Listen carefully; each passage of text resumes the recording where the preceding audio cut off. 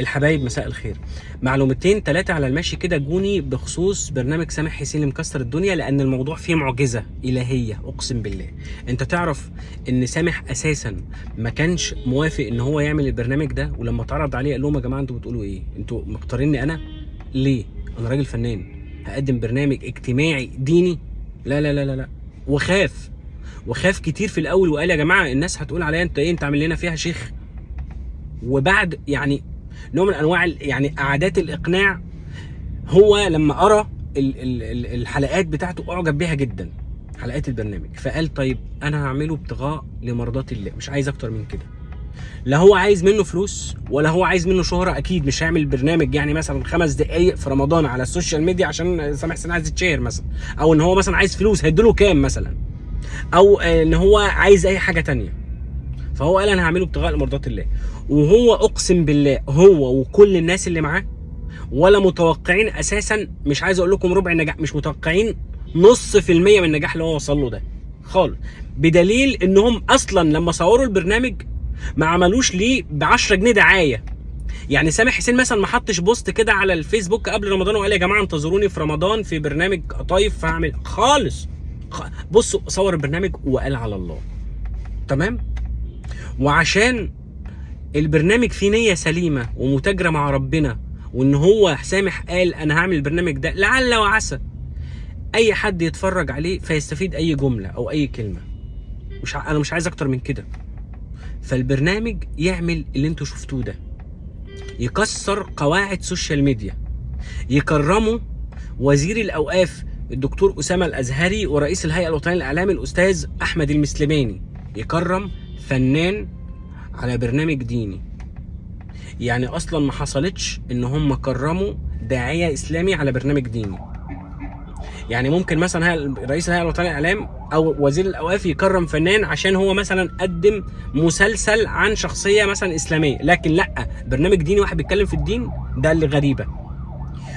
بس مع ربنا مفيش حاجة اسمها غريبة، مفيش حاجة اسمها مستحيلة. انا عايز اقول لكم ان اقسم بالله انا كنت اليومين اللي فاتوا ال3 دول كنت قاعد مع ناس مهمه جدا في صناعه الاعلام في مصر وصناعه الفن في مصر، وهم عندهم حاله من حالات الذهول من اللي بيحصل. ان ايه ده، احنا صارفين مئات الملايين وما قدرناش ان احنا نوصل للتاثير بتاع برنامج معمول مثلا مش مكلف 100,000 جنيه مثلا. 100,000 جنيه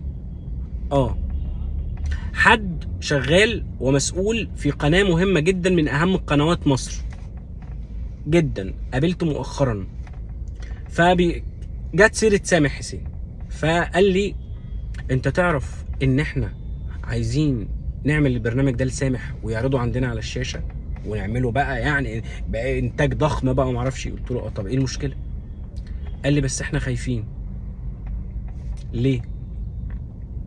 قال لي لان البرنامج نجح علشان سامح كان عايز مرضات ربنا. قلت له تمام. قال لي احنا لو هنعمل البرنامج هنعمله عشان عايزين نستغل النجاح بتاع سامح عشان نكسب، فالهدف اللي نجح البرنامج اساسا مش موجود، فاحنا متاكدين ان البرنامج مش هينجح لو احنا عملناه.